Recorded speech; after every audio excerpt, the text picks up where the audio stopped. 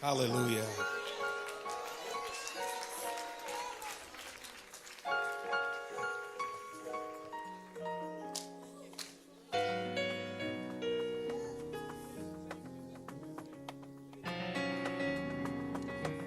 He's so amazing.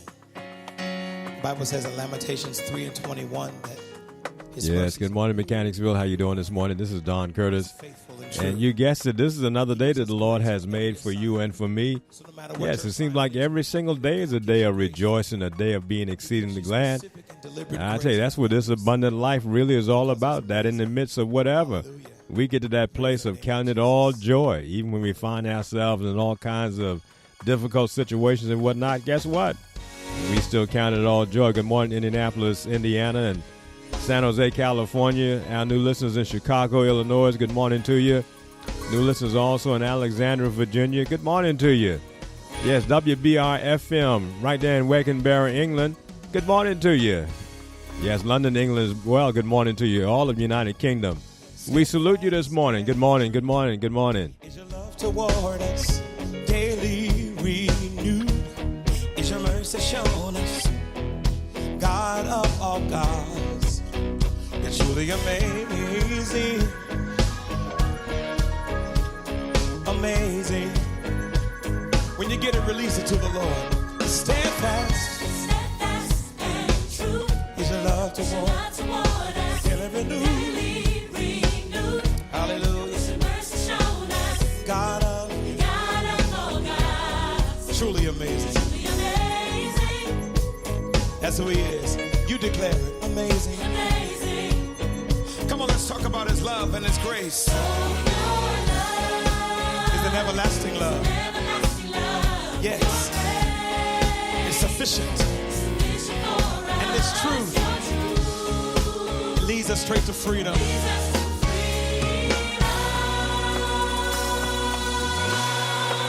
Amazing. Amazing, That's who the Lord is. Come on, let's declare it together. amazing. Yes, good morning to those who listen to us in Israel this morning. Yes, in Finland this morning, in Kenya and France. Good morning to you. Love toward us, Love toward us. daily renewed. Daily renewed. Yes, those who listen to us in the country of Spain. Spain, good morning to you. Canada, good morning to you as well. Truly amazing. Yeah, we salute those in South Africa that are listening to us. It's probably afternoon time there. Might be evening time, but it's morning here in Mechanicsville. We say good morning to you, good afternoon to you, good evening to you. It's sufficient for us. Your truth leads us to freedom. Oh, your love is an everlasting love. Your grace is sufficient for us. And your truth, it leads us to freedom. Hallelujah, amazing. He's a mighty God. He's a great King above all kings. Is anybody's testimony that God's grace is sufficient for every situation? I dare you to declare it as an offering to him. I dare you to lift it up to him in the name of the Lord. I can hardly wait till that day when I see your face. Yes, good morning, Colombia and Brazil. Good morning to you, Austria. Yes, good morning to you, Germany and Nepal. Good morning to you. Imagine what I'll say. Hey, Jamaica, Mexico, New Zealand. Good morning to you. I tell you today he is.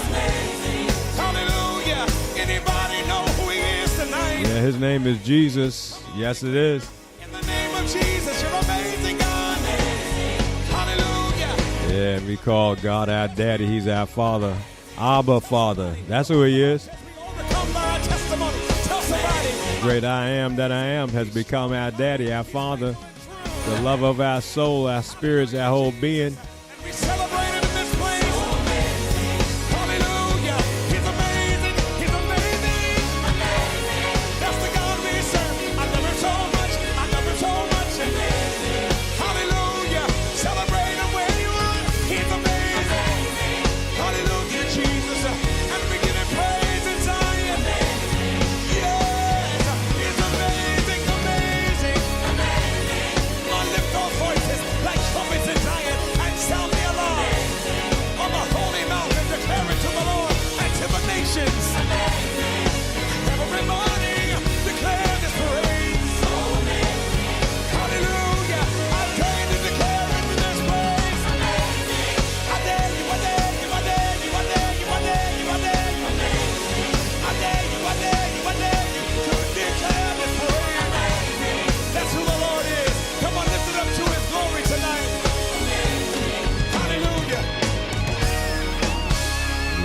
Yes. What an amazing day today is. Yes, it is.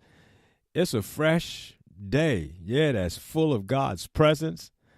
Yes, His grace will be sufficient for each and every single one of us all day long today. Yes, His joy is available to us all day long. His peace is available to you and to me all day long. We can enter into His rest, and if we've already entered into His rest, guess what? We can rest. We can experience His rest. Yes, we can have His peace of mind, His rest of mind. Yes, we can. Yes. Our hearts don't have to be troubled at all. Not today. It might have been trouble yesterday, but guess what? This is a whole new day, and you don't have to have your heart troubled all day long today. You can speak to yourself. You can speak to your heart and say, hey, guess what? Peace be still. Yeah, we're going to enjoy this amazing day today because we are in the presence of an amazing God. Yes. Yes, I'm just so excited about today. Yes, I am. It's a great day today. Yes, it is. I tell you, I just give God thanks and praise. Yeah, I made a mistake yesterday and cut off the ending part of the program as the music should have been started up to play. Guess what? I cut it off. Yeah, I was to blame for that one, but guess what? It's a whole new day. I'm not going to do that again today.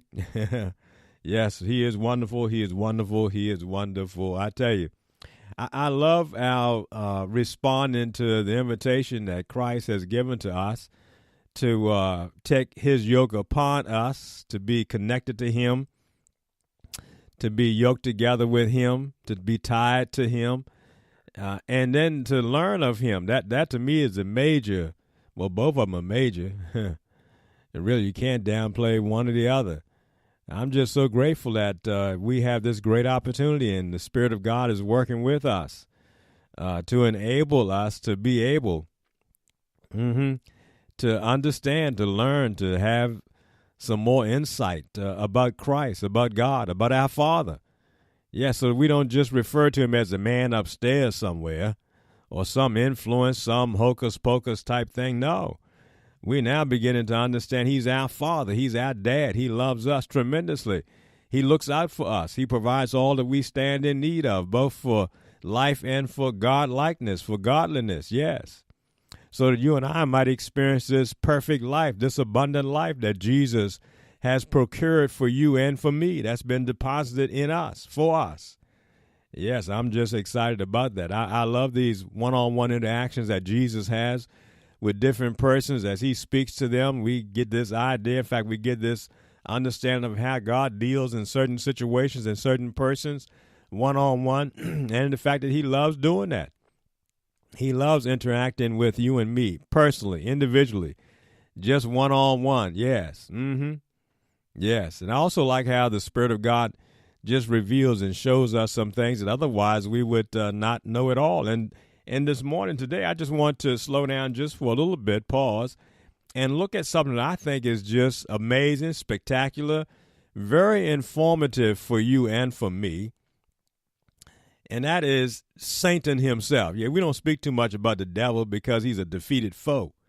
Yes, he is, but he's a liar. He's the father of lies, and so we want to, just for a moment today, to just see how he lies, how he convinces, how he persuades, how he works against you and how he works against me, how he tries to set us up.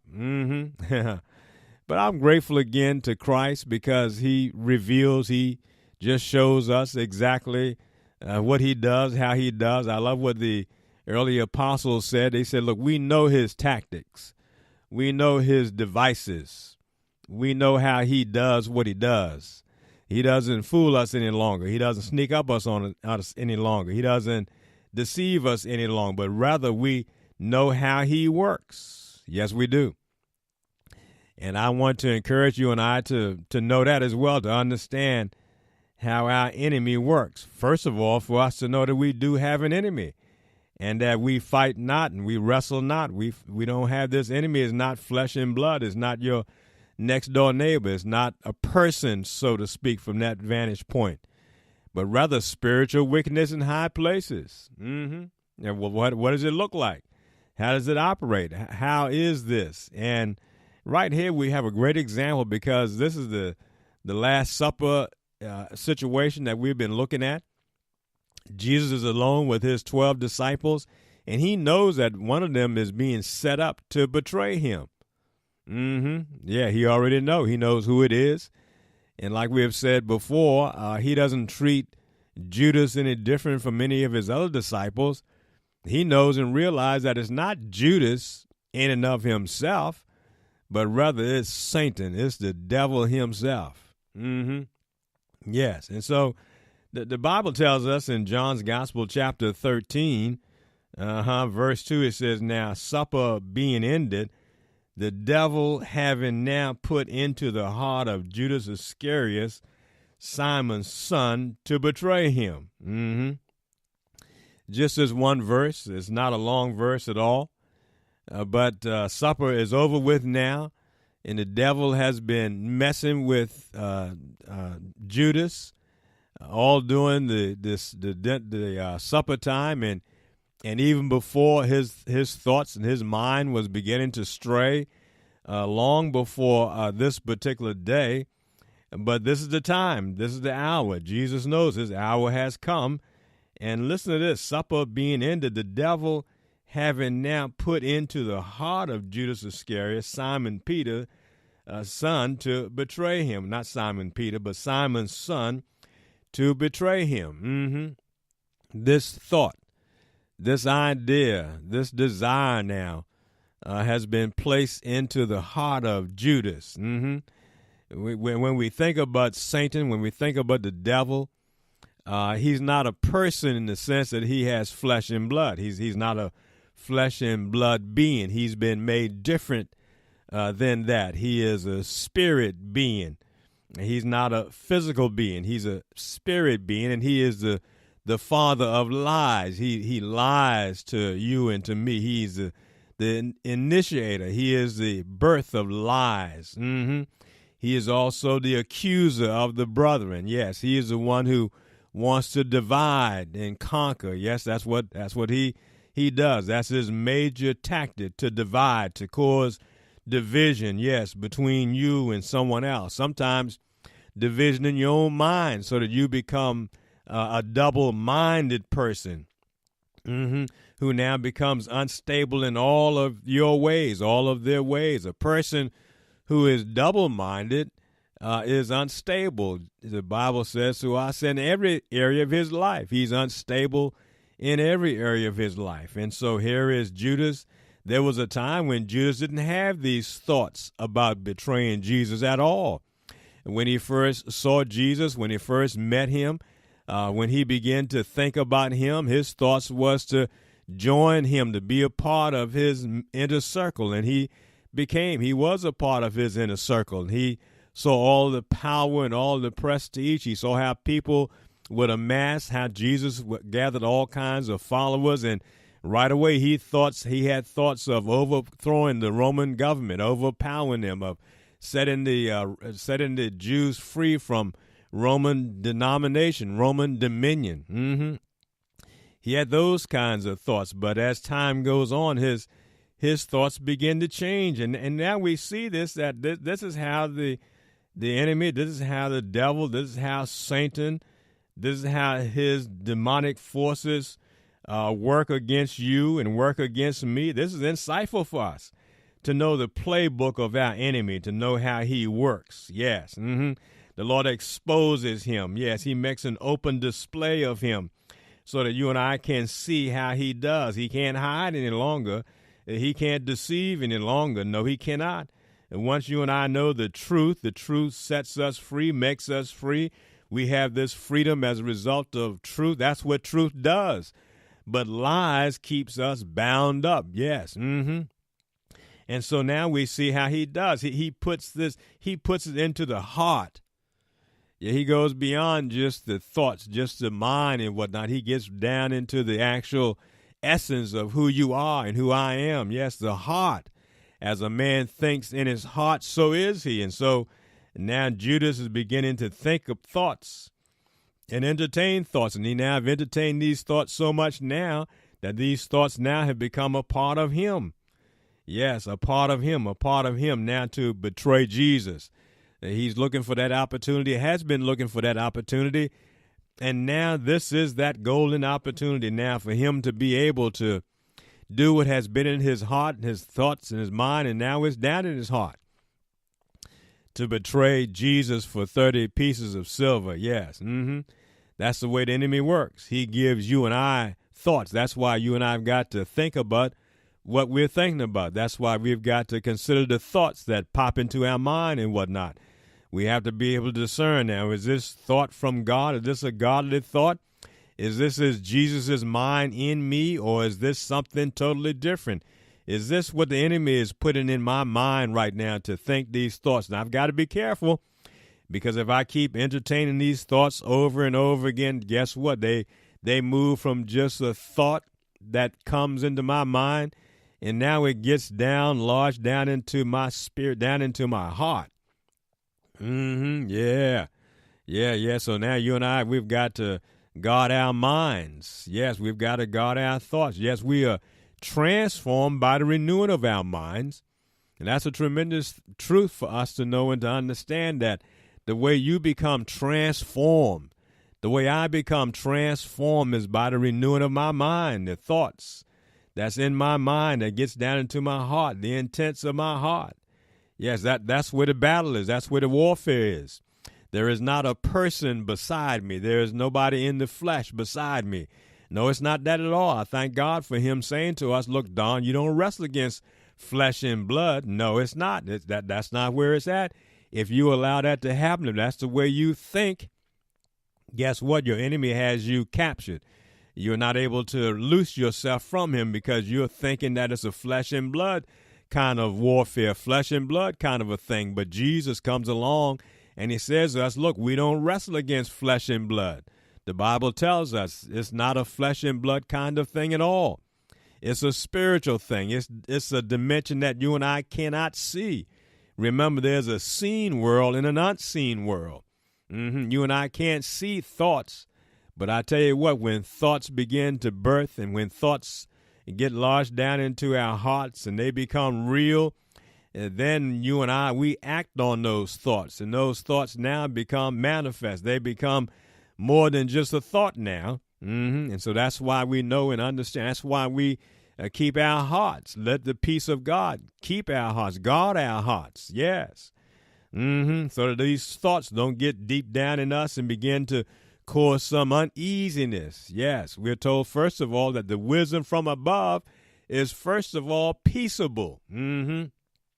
Yes, demonic wisdom that looks good, sounds good, but is not from heaven itself, it will not be peaceable at all.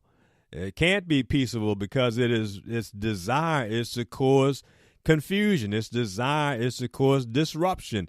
Its desire is to cause separation, division, and whatnot. It doesn't come to bring peace, but God's wisdom from above brings peace. It is first of all, the first way in which you and I can discern it is that it's first of all peaceable. It produces peace, yes, in your mind and in your heart, yes. If you have just sort of a struggle in your mind, you know right away that this is the enemy. This is the devil. This is your enemy himself coming against your thoughts, trying to rob you of the peace of God that guards your heart. And if he can get you to put down your guard, where the peace of God is no longer guarding your heart, then he has an opening now to get deep down on the inside of you. There's another indication, another episode, another opportunity that Jesus has, this one-on-one with Peter, that we find not in the Gospel of John, but in the Gospel of Matthew. These Gospels are very illuminating. They're very teachable. They're great teaching material for you and for me. In Matthew chapter 16, we have this encounter that Peter has with Jesus. And again, Jesus reveals Satan to us, the devil to us, our enemy to us, in a very, very instructive way. Listen to verse 21 of chapter 16 of Matthew's gospel, it says, now from that time forth began Jesus to show unto his disciples how that he must go into Jerusalem and suffer many things of the elder and chief priests and scribes and be killed. Yeah, he said, look, now, he's now beginning to, his hour is coming. And in Matthew, he's given us some insight, information that John doesn't give us. But he said, look, he's now beginning to show his disciples, talk with him, discuss with them the fact that he got to go to Jerusalem. He's preparing them now for his departure, and he's got to suffer many things. He knows this of the elders and chief priests, religious rulers. He knew that religion was going to come up against him, and the scribes. And guess what? And be killed. Jesus knew that he's going to have to die. He knows this, and be raised again the third day. He knows all this. And he's describing this to his disciples. And then Peter took him and began to rebuke him, saying, be it far from you, Lord. This shall not be unto you. This is not going to happen. Peter intervened, said, yes. He kind of takes Jesus to the side. He doesn't do this openly with the rest of the disciples. He just takes Jesus on the side by himself and said, hey, this ain't going to happen. Now, I hear what you just said about you going to Jerusalem, being handed over to the elders and chief priests and scribes. And I heard that you said you're going to be killed and then you're going to be raised up again on the third day. And Peter said, no, that ain't going to happen. Yeah, we ain't having that. No. He said, be it far from you. No. But listen to this. But then Jesus turned and said unto Peter, get thee behind me, Satan. Thou art an offense unto me, for thou savorest not the things that be of God, but those that be of men. Yeah, he knows that it's not Peter. He looks beyond Peter. He doesn't address Peter and say, all right, Peter, you got it all wrong now. You didn't really understand what I just finished saying. Jesus looked beyond him. He knew who his enemy was. He knew who Satan was. He knew how he operated. He knew all about that. And so he looks at Peter, but he doesn't talk to Peter. He doesn't call Peter out, but rather he calls Satan out. He says, get thee behind me, Satan. He said, you are an offense to me. You are offending me. I know what my Father's will is for me. I know what I must face. I know what I must do. And now you're trying to dissuade me. You're trying to move me in a different direction. And that's just not happening. You're putting these thoughts in Peter's mind. And so much so now that he's speaking these things out of his mouth. And I recognize the source. I recognize where this is coming from. I recognize that it's not Peter. No, it's not Peter, but it's you. It's Satan. It's the devil. Yes, it's for your instruction, for my instruction, to be able to, as we're hearing things said all around us, even as we might hear some things coming out of our own mouth, that we might be able to discern that, wait a minute, is this consistent with the will and the mind of Christ? Is this consistent with God's will for me? Or is this the enemy putting thoughts into my mind that now I'm about ready to talk, I'm about ready to give voice to it, that's going to come against what God has for me? I'm going to be the one speaking. The enemy now is using me to speak those things that are contrary to the will of God. Yeah, remember that you and I have the power of life and death in our tongue, in our mouth.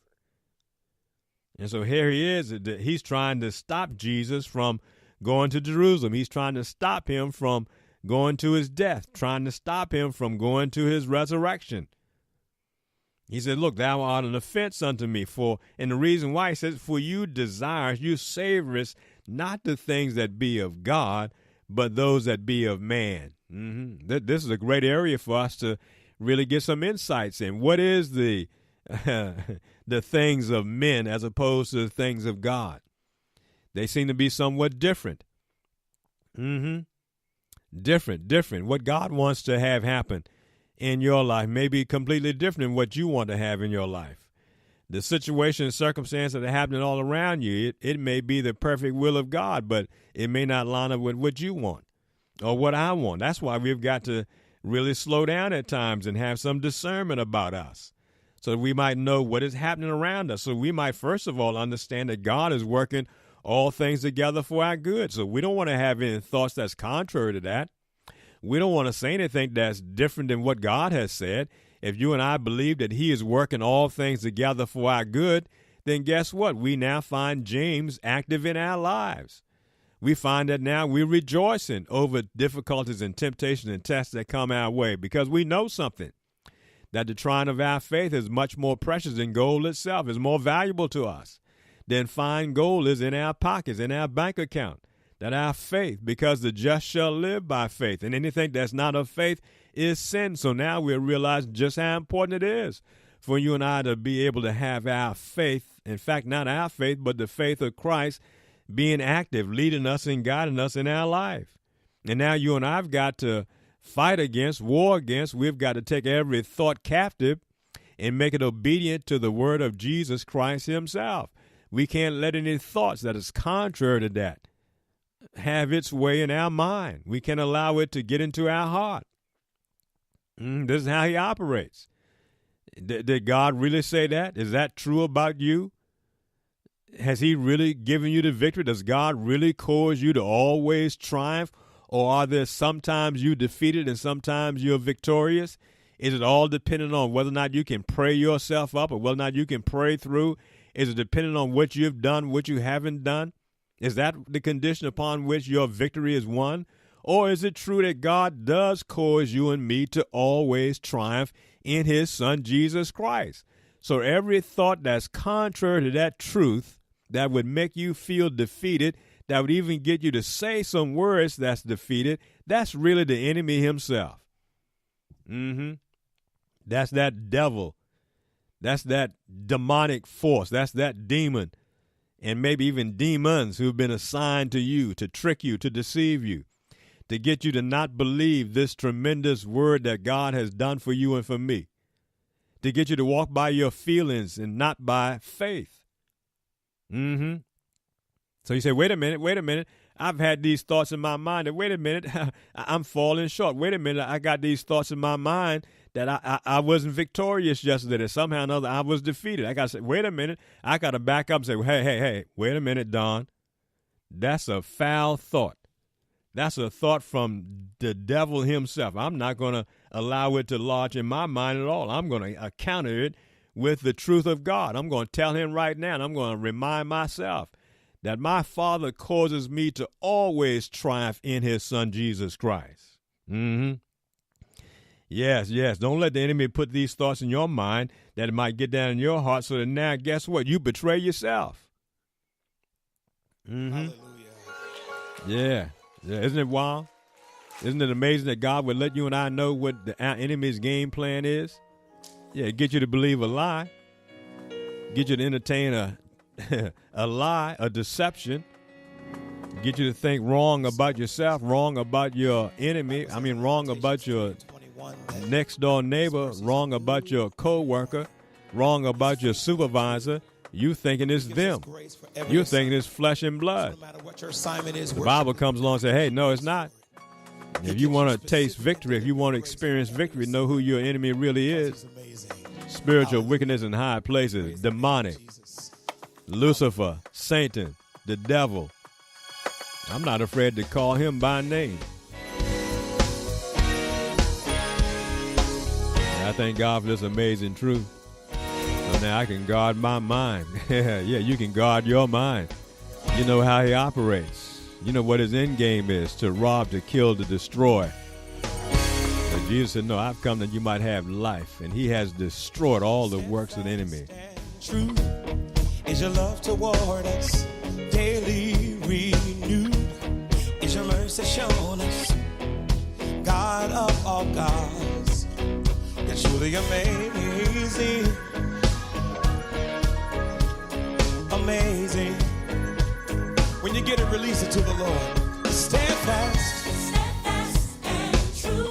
Is your love toward us, daily renewed. Hallelujah. Is your mercy shown us, God of all gods. truly amazing. Truly amazing, That's who he is.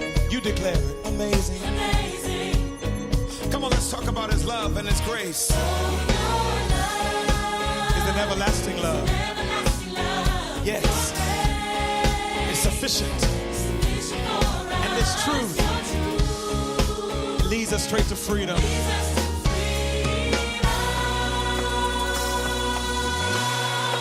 Amazing. That's who the Lord is. Come on, let's declare. Yes, good morning to the saints there at Christ Church. Good morning to you in Waldorf, Maryland. Yes, good morning to those in Lexington Park, Maryland, La Plata, Maryland, Upper Marlboro, Maryland, Washington, D.C. Those that listen to us by way of WBR FM radio station in Wakenbury, England, good morning to you. He's truly amazing. Sermon audio listeners, good morning to you. Make no doubt about it. He's amazing. Come on. Hallelujah. Oh, your love is an everlasting love. Your grace is sufficient for us. Yes, Mixcloud listeners, good morning to you. iHeart Radio, TuneIn Radio, good morning to you.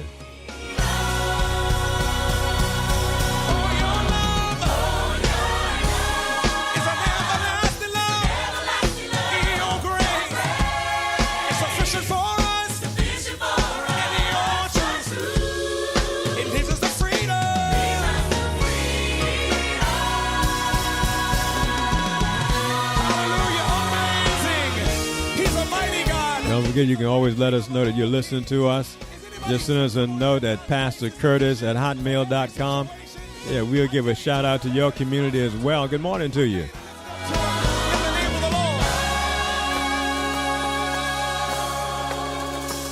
I can hardly wait till that day when I see your face. Oh, I'm sure I'll say, I can only imagine what I'll say. Yeah, don't forget to give God thanks and praise for your community, for your neighborhood, for your next door neighbor. Yeah, those around the corner, those in the same street, the same town. Don't forget to give God thanks for your co-workers, those you work with, your supervisors, and those that you might supervise. Give God thanks and praise for every single one of them today. Tell somebody, the word of the Lord says we overcome by our testimony. Tell somebody, my God is amazing. He's strong and mighty. He's faithful and true. Amazing. Hallelujah to Jesus. Yeah, don't forget, if every an opportunity given to you, go ahead and share this good news about what Christ has done for you. Yes, nobody can testify like you can. Nobody can witness like you can. Yeah, you have your own story.